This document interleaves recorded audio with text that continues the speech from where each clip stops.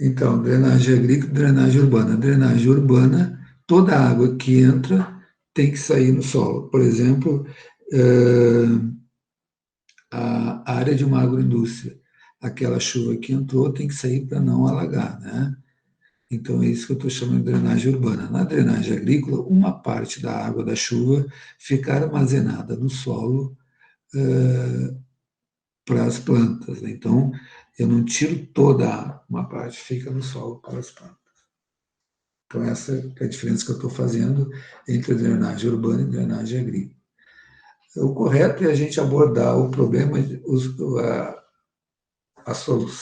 buscar a solução do problema, da solução da drenagem, primeiro identificando o problema, né? Geralmente as pessoas já vão com a solução, já querem já ir com a solução sem identificar o problema.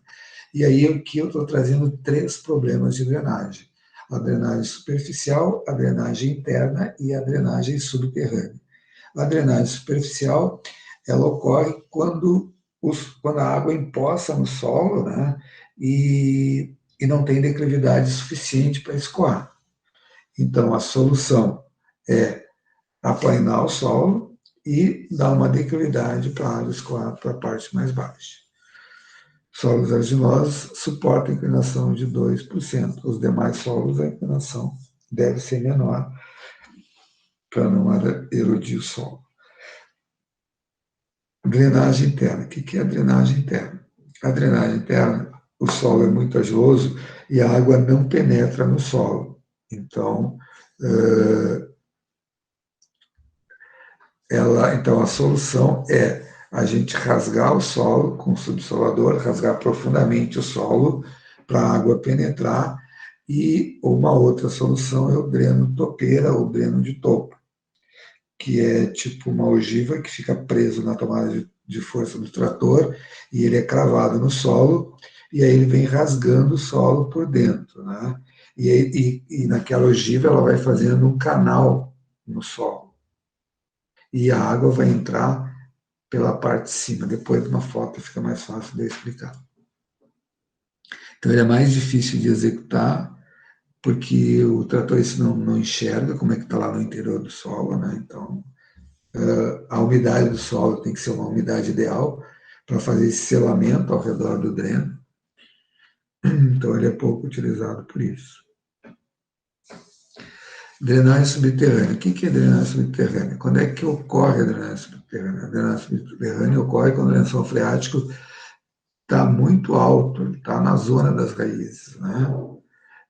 Neste caso, a solução é rebaixar o lençol freático. Como que a gente rebaixa? Através de drenos enterrados, né? Então, esses drenos enterrados vão fazer com que a água vai baixar o nível do lençol freático. Então, 3 problemas, tá? O problema de drenagem superficial, que ela é imposta e não tem declividade, a solução é dar declividade. Drenagem interna, quando a água não penetra, aí a solução é rasgar o solo. E a drenagem subterrânea, quando o lençol freático está muito na zona das raízes. Às vezes, na maioria das vezes, esses problemas ocorrem juntos. Por exemplo, a água tem baixa declividade, né? E o lençol freático está muito na superfície do solo, tem que rebaixar. Então, eles poderão ocorrer juntos, mas o importante é a gente saber identificar esses 3 tipos de problemas, para então buscar a solução. Aqui no Rio Grande do Sul, a gente não usa muito essas técnicas de drenagem, de rebaixar o lençol freático. Por quê? Porque os solos de terras baixas aqui no Rio Grande do Sul, a gente dá uma aplicação mais nobre para eles, que é a produção de arroz. Então, a gente não usa esses solos. Na Europa, como eles têm uma área pequena para plantar, eles têm que aproveitar tudo que dá, eles têm que fazer esse tipo de trabalho, né? Aqui também se faz, claro, em algumas áreas, entre a drenagem subterrânea, mas é mais difícil porque ela é mais cara também. As terras mais baixas, né, que a gente também chama de terras úmidas, a gente chama de várzeas, cada lugar do Brasil chama de uma maneira diferente, né? São aquelas terras que o lençol freático está mais na superfície e que elas ficam na parte baixa da topografia. Então, geralmente na volta, né, dos rios, que a água estão a parte baixa. Ó. Aqui tem algumas fotos de terras baixas, vocês estão acostumados, né? Irrigação de arroz. Aqui é um rio bem sinuoso, né? Velocidade baixa do rio, tudo inundado na volta.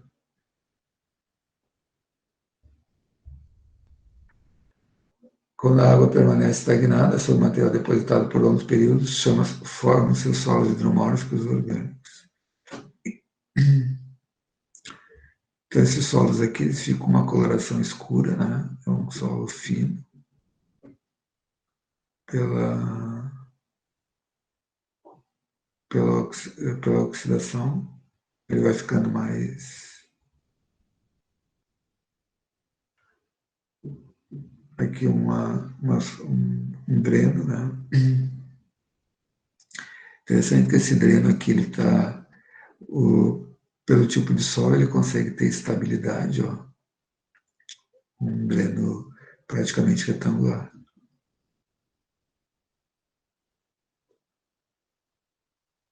Problemas que limitam o uso agrícola, então as partes baixas, ó, acaba que não nasce nada aqui porque tem um excesso de água.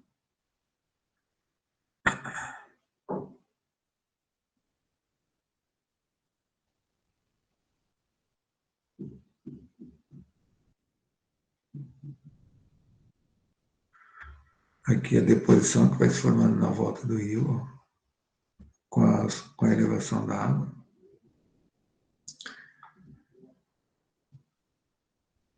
Transbordamento do curso d'água.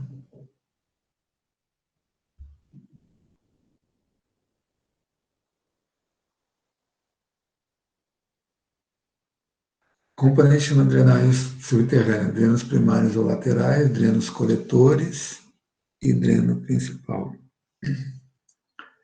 Os drenos primários, paralelos entre si, controlam a profundidade do nível da água. Os drenos coletores recebem a água dos primários e conduzem até o dreno principal. O dreno principal transporta a água coletada para fora da área da drenagem em direção a um dreno natural, um rio, uma coisa assim. Tipos de drenos, então, de drenos primários, né? Aqui, então, fica... Então, aqui dá para a gente enxergar o rebaixamento do lençol freático. Ó. A água vai fluir para dentro do dreno, né? E vai rebaixar o lençol freático. Aqui está o solo saturado. Então, se forma uma superfície, né? O nível d'água, né? Um outro tipo de dreno, onde se coloca pedras, material fino, né? Dreno mais rústico. Configurações das redes de drenagem, bastante utilizada essa rede espinha de peixe, é bastante usada nos estádios de futebol, onde a água da chuva tem que entrar rapidamente, sair, né? Aliás, tem que entrar rapidamente nos drenos. Então, bastante usada em estádio de futebol, que o jogo está rolando lá no gramado e está chovendo, e essa água tem que estar saindo, né? Ela sai aqui por baixo do gramado, geralmente usa esse tipo de dreno espinha de peixe. Drenos paralelos e assim por diante. Aqui está, então, o nível d'água estaria aqui em cima, né? E aqui está o dreno, olha o que acontece. O nível d'água vem para cá, ó, rebaixando o lençol freático.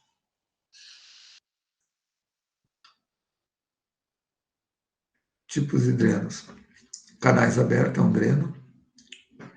Drenos cobertos, muito em moda nas cidades. Tubos plásticos, manilha cerâmica de concreto, drenos feitos com varas de bambu, drenos livres ou topeira, outros materiais, pedra, turfa, etc. Então, por exemplo, Canoas é uma cidade muito baixa, né? Então ela tem uma rede de drenagem bem grande. E hoje em dia, nessas cidades daqui da volta, eles tapam os drenos, né? Os canais que seriam, colocam concreto ali, fazem passeio e tal, uma maneira de para não encher de sujeira e também para esconder um pouco. Na verdade, aqueles drenos são um tratamento de esgoto, né?